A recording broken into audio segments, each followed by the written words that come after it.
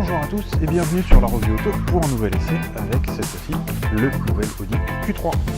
Mais avant de démarrer la vidéo, vous connaissez l'exercice, je vous remercie déjà d'être de plus en plus nombreux à nous suivre. Je vous demanderai juste un petit like, un petit share et surtout de follow la chaîne pour suivre les nouvelles aventures de Benoît, moi-même, Daniel et les autres. Et on vous remercie en tout cas de tout cœur pour votre soutien jusqu'alors. Allez, on passe à l'essai. Le nouvel Audi Q3, c'est quoi exactement? Et bien tout simplement, c'est un des best-sellers de la marque Osano, étant donné que ce modèle-là, par exemple, en France, il s'en est écouté plus de 100 000 exemplaires, et dans le monde, plus de 2 millions. Pour dire que renouveler un tel modèle pour la marque, c'est un sacré défi, et on va voir si elle y arrive, en tout cas. Ça commence parfois, cette nouvelle génération, déjà par des proportions qui grandissent un tout petit peu, pas plus que ça par rapport à la génération précédente, mais néanmoins assez constante pour être notée. Et surtout, ce qui va vous sauter aux yeux, et pour cette nouvelle génération, c'est une nouvelle face avant, revue intégralement. Vous avez la nouvelle signature lumineuse avec ses feux très effilés, et à double étage du coup, avec les vrais phares qui sont incorporés en dessous. Et en même temps, cette nouvelle calandre single frame, toujours aussi grande. En bas de pare-choc, vous retrouverez du coup une deuxième partie aérée en tout cas, et agrémentée d'aluminium, en tout cas d'une couleur aluminium, pour lui donner un petit côté un peu plus sportif, étant donné que nous sommes sur une version S-Line sur ce modèle d'essai. De profil, on voit en tout cas que le Q3 a quand même sacrément évolué. Mine de rien, la silhouette globale a évolué, elle ne ressemble plus à rien en fait par rapport à la génération précédente. Et ça se voit au premier coup d'œil, notamment parce que vous voyez en même temps la signature lumineuse effilée qui vient directement sur le profil. Vous remarquez aussi qu'il y a un hybride avec une trappe de recharge sur le côté gauche du véhicule. Et surtout, quand vous regardez un peu la signature lumineuse à l'arrière, vous voyez que ça n'a plus rien à voir. Pour ce qui est de l'arrière, l'arrière évolue également, au même titre que la face avant. La signature lumineuse, elle évolue puisque dorénavant, elle est composée de deux parties. Vous avez une partie haute avec des feux très effilés, très fins, et qui viennent directement sur les flancs du véhicule. Vous avez un bandeau lumineux qui parcourt l'intégralité du haillon et des ailes arrière. Et en même temps, vous avez une deuxième partie qui vient en dessous, s'incrémenter en dessous. Vous avez par la suite, tout en bas de pare-choc, un diffuseur classique, mais en même temps une sorte d'effet stylistique qui vient agrandir le bas de pare-choc en l'entourant du coup d'une couleur aluminium. A noter aussi que cette nouvelle génération d'Audi Q3 ne déroge pas à la règle, c'est-à-dire qu'elle est déclinée en deux silhouettes. Vous avez la silhouette traditionnelle dite SUV, à savoir celle du modèle d'essai, et en même temps vous avez une silhouette dite fastback coupée qui est également disponible au catalogue. Les deux silhouettes partagent exactement les mêmes motorisations, ainsi que les mêmes contenances de coffre et les mêmes fonctionnalités. Bon, je vous avoue de vous à moi que j'aimais bien les styles des précédents Audi Q3. Là, j'avoue, sur cette nouvelle génération, j'ai un petit peu de mal à comprendre un peu pourquoi on est allé chercher un tel style. Surtout au niveau en fait des feux à l'avant, où l'empilement à la verticale donne quelque chose d'un peu bizarre par rapport à la calandre en fait qui est assez étirée à l'horizontale. Donc ça, c'est un effet de contraste qui est assez perturbant. Peut-être qu'on s'y fera avec le temps, mais toujours est-il que là, de prime abord, je suis un petit peu échaudé. Maintenant, c'est vous le juge.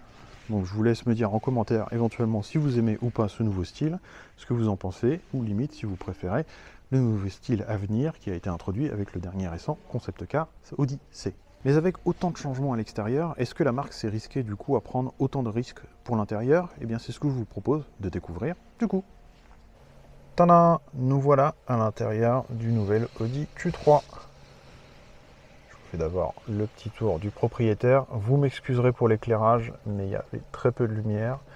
J'ai utilisé mon éclairage additionnel. C'est pas forcément des plus esthétiques, mais en tout cas, c'est rudement pratique pour vous détailler le nouveau tableau de bord.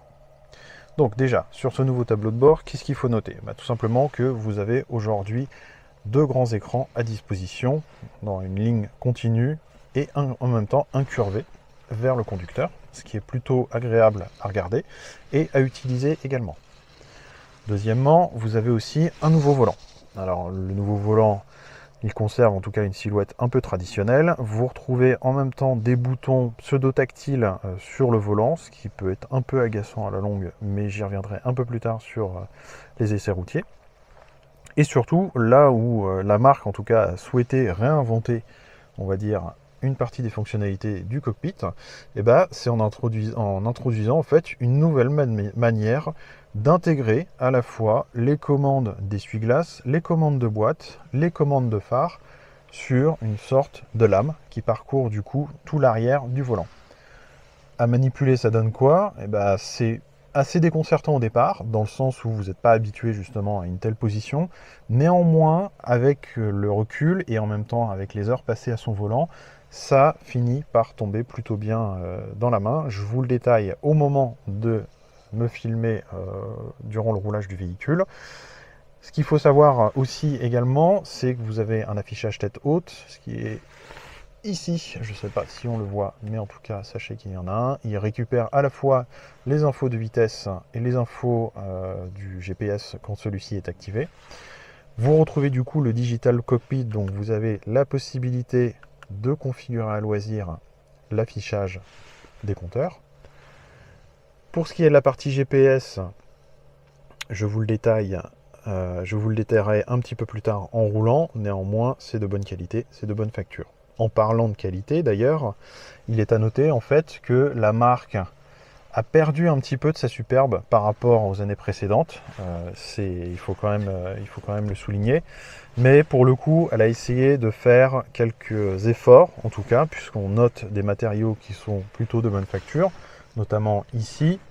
Là, éventuellement, vous avez un aspect un peu bois qui est pas si mal que ça à l'œil et en même temps au toucher. Néanmoins, vous avez encore quelques plastiques qui sont durs, en fait, notamment en bas de console et également au niveau des contreportes, ce qui est un peu dommage. Alors, plus sur cette partie-là, pardon. Là, c'est quali, là, c'est quali, là, c'est quali aussi. Tout ce qui est là, c'est quali, mais en revanche, le haut et le bas, c'est pas forcément qualitatif. Alors, vous allez me dire, Fabien, t'es mignon, mais tu fais peut-être un pataquès pour pas grand chose, mais il faut savoir en fait que auparavant, quand vous rentriez à bord d'une Audi, il y a quelques années de ça, c'était le mot irréprochable en fait, vous venez à l'esprit directement en voyant la qualité en fait des matériaux et des assemblages.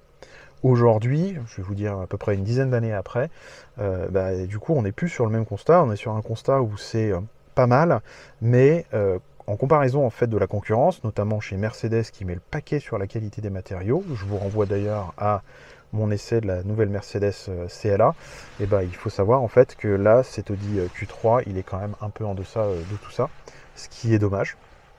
La marque aurait mérité en tout cas de remettre un petit peu plus de qualité sur ces matériaux-là. À savoir, au niveau de la position, vous êtes bien installé, vous avez une rétrovision qui est plutôt correcte par rapport à la silhouette du véhicule. À noter à mon avis que sur la silhouette fastback, ça risque d'être un petit peu plus restreint. Mais en tout cas sur la partie SUV, sur la silhouette SUV, ça reste largement appréhendable au quotidien.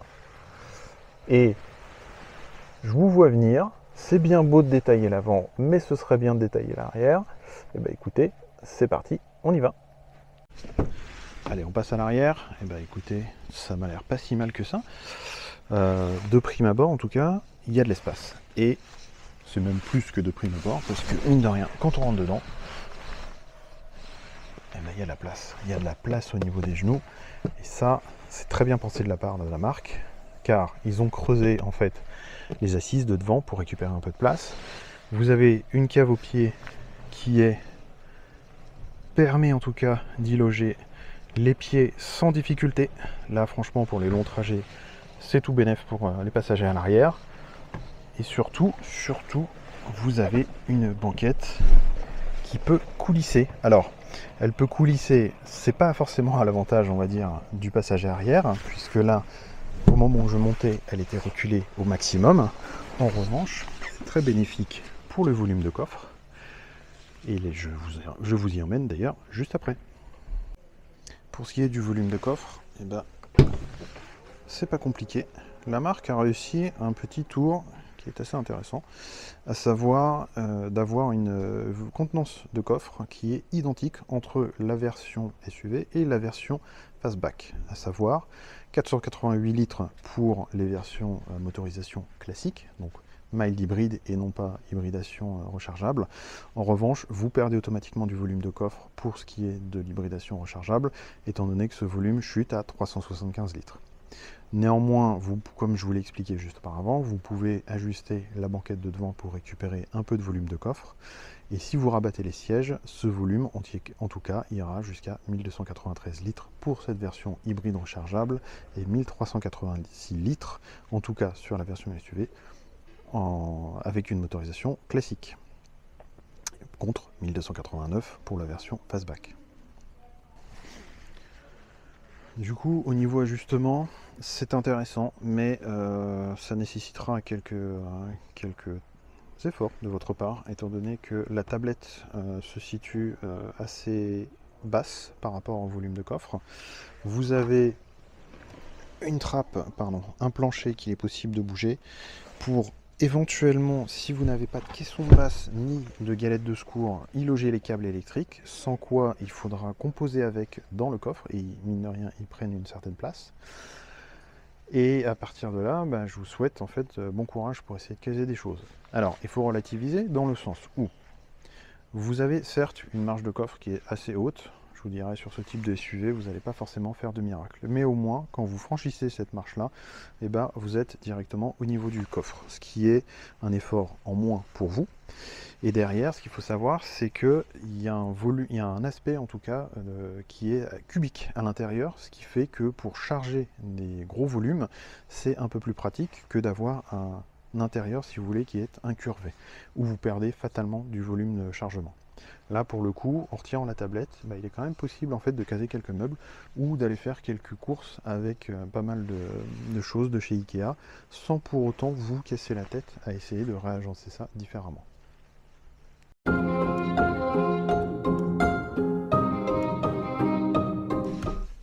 Nous voici à bord du coup du nouveau Audi Q3. Ça vaut quoi?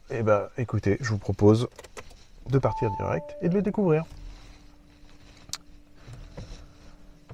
Alors, déjà, à commencer, premier truc qui va pas vous choquer, mais en tout cas vous étonner, c'est qu'ils ont introduit en fait des nouvelles commandes au volant, comme je vous ai expliqué précédemment. Ce qui fait qu'au premier démarrage, vous n'avez plus du coup les anciens commodos assez proéminents pour enclencher le drive ou la marche arrière. C'est un premier changement, c'est intéressant en soi en fait à utiliser après quelques heures passées au volant de ce nouvel Audi Q3. C'est pas déplaisant, un peu perturbant au départ, mais on s'y fait très vite. Et en fait au toucher, si vous voulez, c'est plutôt intéressant, bien positionné et on arrive quand même à faire des choses avec. Là où ça devient un peu plus compliqué, c'est avec les commandes qui sont sur le côté gauche pour tout ce qui est essuie-glace, mais ça j'y reviendrai un petit peu après. Ce que je peux vous dire déjà, après quelques heures passées du coup au volant de ce nouveau SUV de la marque Ozano, la première chose c'est qu'on est sur une motorisation hybride rechargeable. Celle-ci, elle développe en puissance cumulée du coup 272 chevaux, avec un 4 cylindres 1,5 litre de 150 chevaux et aidé du coup par un moteur électrique pour obtenir une puissance cumulée de 272 chevaux. Je vous afficherai, je vous incrusterai dans la vidéo en même temps les valeurs de puissance pour le couple ainsi que le 0 à 100, parce que là je vous avoue que je n'ai pas la fiche technique sous les yeux et je n'ai pas eu le temps de la voir.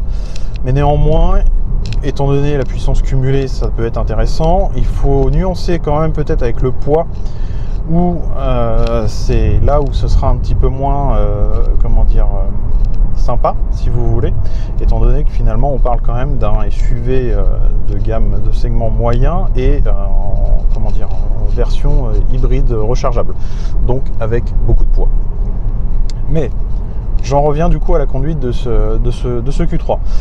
Ce qu'il faut savoir déjà, premièrement, c'est que la direction, elle fait plaisir, puisque qu'elle est quand même assez directive, elle est assez incisive, pour peu en tout cas que vous essayez d'attaquer les virages, étant donné qu'on a eu tout le loisir d'essayer plein de virages, puisque nous nous situons dans la région de Florence, en Toscanie plus précisément, il y a énormément de virages. Et finalement, le SUV se comporte quand même vraiment bien en fait dans les enchaînements de virages. Là-dessus, il y a zéro critique à faire.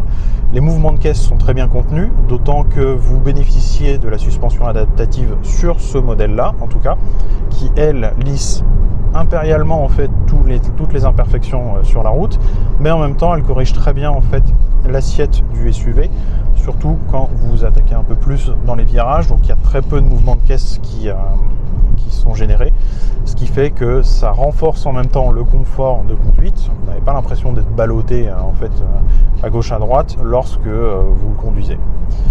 L'autre truc qui est sympa, c'est le confort acoustique, évidemment.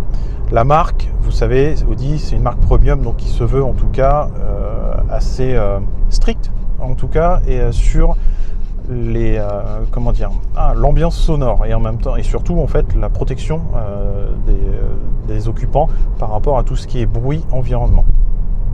Pour le coup en fait avec un vitrage qui a été renforcé, vous avez en tout cas quelque chose qui vous isole très bien des bruits de l'extérieur. Il faut souligner aussi en fait que la partie insonorisation du bloc moteur essence situé à l'avant, elle est très bonne aussi. Vous l'entendez quand même vrombir un petit peu si vous voulez, si vous écrasez le champignon, mais en soi en fait ce n'est pas gênant. De facto, il est très facile en tout cas de tenir une conversation à voix normale avec vos passagers, ce qui renforce du coup le côté très agréable au niveau de la conduite et très confortable évidemment. L'autre chose à savoir aussi sur ce SUV, une fois qu'on est à son volant, c'est que la position de conduite, après quelques kilomètres passés à son bord, elle est quand même bonne. Vous n'avez aucune difficulté à trouver celle qui vous conviendra en ayant la possibilité de régler à la fois le siège ou effectivement le volant, ce qui fait que vous n'avez aucun raté au niveau de la vision justement des compteurs comme du GPS à droite. Donc ça c'est un très bon point en tout cas pour cette nouvelle génération.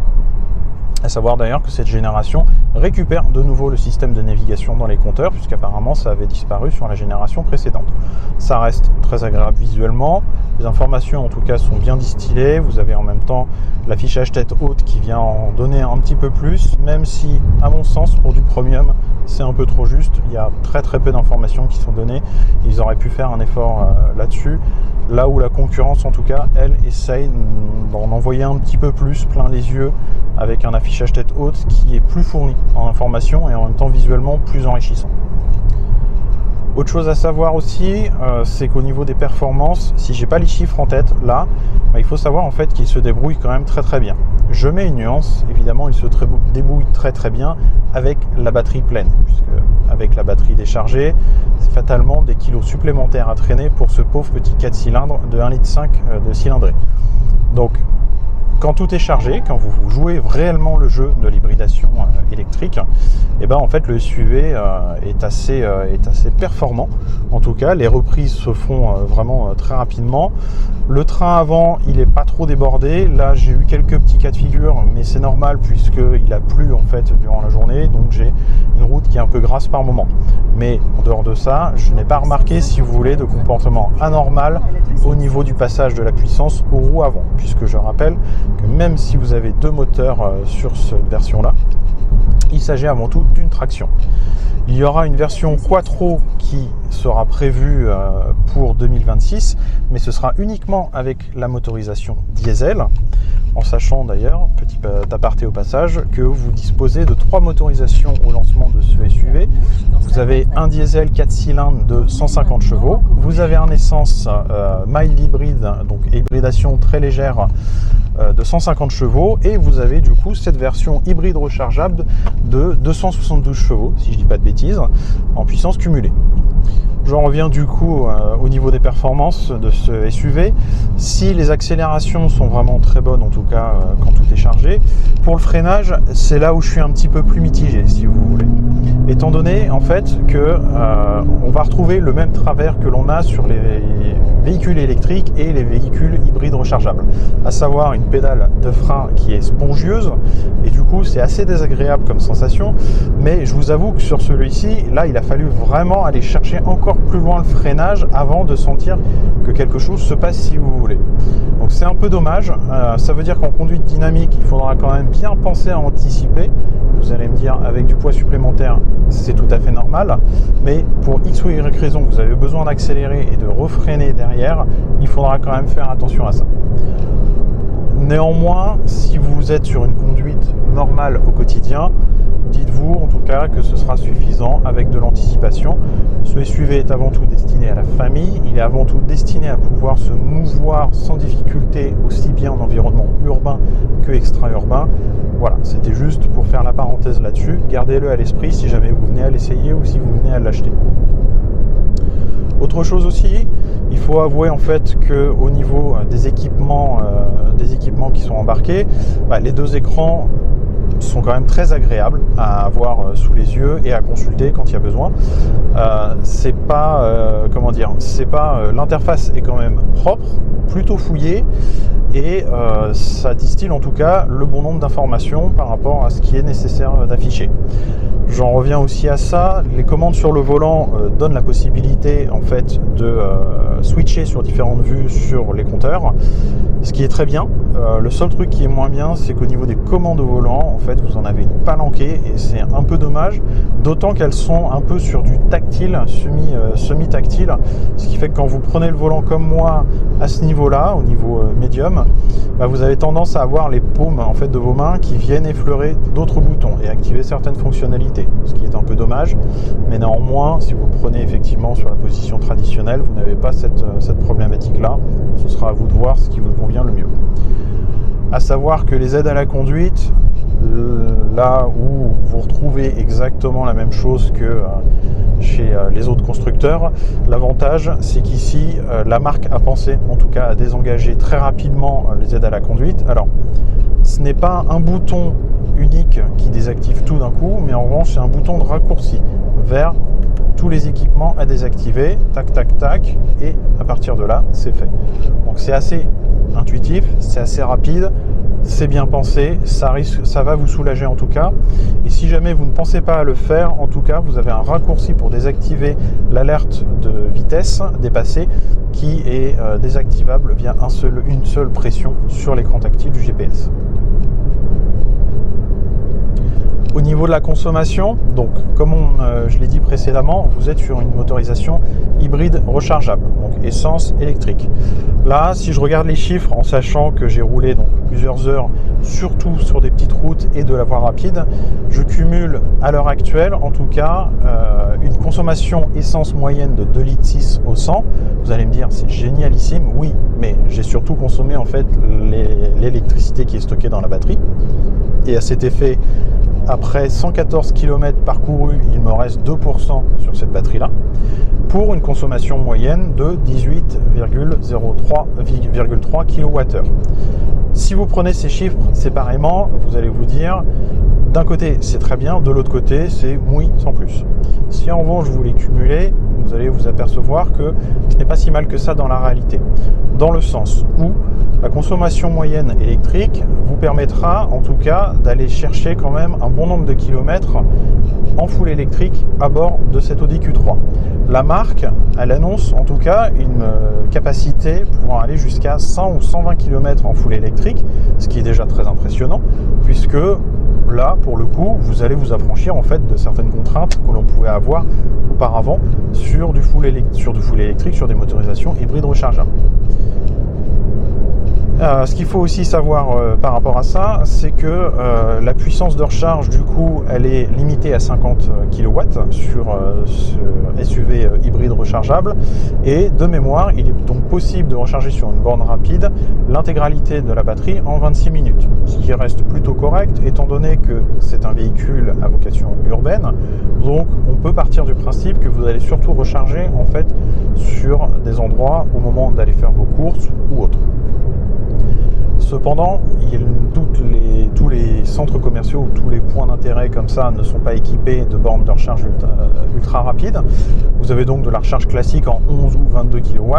Et là, on est sur à minima 2 heures, je crois, je vous afficherai les chiffres à l'écran, de recharge pour l'intégralité de la batterie. Au niveau du volume de réservoir, là, je note qu'avec la batterie qui est quasi vide, il me reste 510 km d'autonomie en essence. Je vous afficherai également la valeur du réservoir pour souligner le fait qu'en cumulé, vous pouvez au moins envisager 650 km cumulés d'autonomie sur ce type de véhicule. Dans 1 km. On va y arriver, mais j'en profite quand même pour finir avec 2-3 détails supplémentaires. Le premier, c'est que le fonctionnement de la boîte de vitesse, il est imperceptible. Parfait, rien à redire, il n'y a pas d'à-coup. Ça se passe bien, elle est plutôt bien étagée, même si elle a tendance à passer assez rapidement les rapports quand vous êtes sur le thermique. Là où c'est intéressant et même impressionnant, c'est la bascule entre le thermique et l'électrique qui se fait vraiment sans transition. Vous n'avez pas d'à-coup en fait qui est généré par rapport à ça, donc c'est un réel plus. Finalement, la seule chose qui peut vous mettre la puce à l'oreille sur le fait qu'il y ait eu un basculement, c'est d'entendre du coup le moteur thermique en fait s'enclencher et fonctionner par la suite. L'autre point, c'est que vous avez la possibilité aussi de faire quelques réglages sur le mode de fonctionnement du véhicule. Primo, sur le comportement routier du véhicule, à savoir la fermeté de la direction, la fermeté de la suspension, si le moteur doit être plus réactif et plus dynamique, et aller chercher du coup plus dans les tours ou pas, et la possibilité en fait de composer ça aussi comme vous voulez à la carte. L'autre point aussi sur lequel vous pouvez agir au niveau du comportement du véhicule, c'est éventuellement de lui dire aussi je te force en fait à passer uniquement en mode électrique, histoire de faire que du full électrique par exemple en ville ou lorsque vous êtes dans une zone en tout cas qui ne prône que les véhicules 100% électriques. Vous avez la possibilité de leur désactiver par la suite, mais ça reste aussi quelque chose à garder, à prendre en considération aussi au moment de l'utilisation. Et enfin, j'en reviens aussi sur les aides à la conduite. L'alerte de franchissement de ligne, pour le coup, il est assez doux. C'est très léger. Vous pouvez rectifier sans avoir l'impression de batailler. Et vous n'avez pas l'impression non plus en fait, que le véhicule est en train de vous braquer ou de vous forcer la main impérativement. Donc ça reste aussi un point intéressant par rapport à ça. Et enfin, j'ajoute aussi que l'infotainment, il profite en tout cas à la fois d'une belle interface, mais aussi d'une belle fluidité. Ce qui fait que au moment où vous le sollicitez, vous n'avez pas des à-coups, vous n'avez pas en fait des choses qui demandent un tout petit peu de temps à charger. Là, ça reste en tout cas très confortable, très agréable à utiliser. On retrouve en tout cas la patte d'Audi sur ce type d'équipement, puisque ça faisait partie en tout cas des belles choses.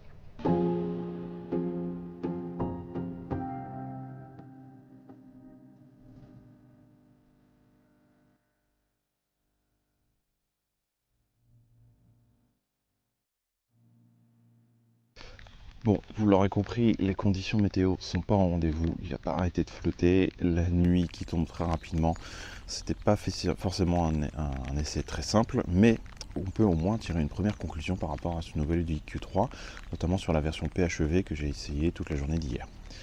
Point positif, l'autonomie en full électrique, annoncée pour 120 km, on est plus aux alentours d'une centaine de kilomètres en réel, ce qui reste un très bon score, en tout cas, notamment par rapport à ce que la concurrence peut proposer. Il n'y a que Mercedes, en tout cas jusqu'à aujourd'hui, qui peut se vanter de faire aussi bien.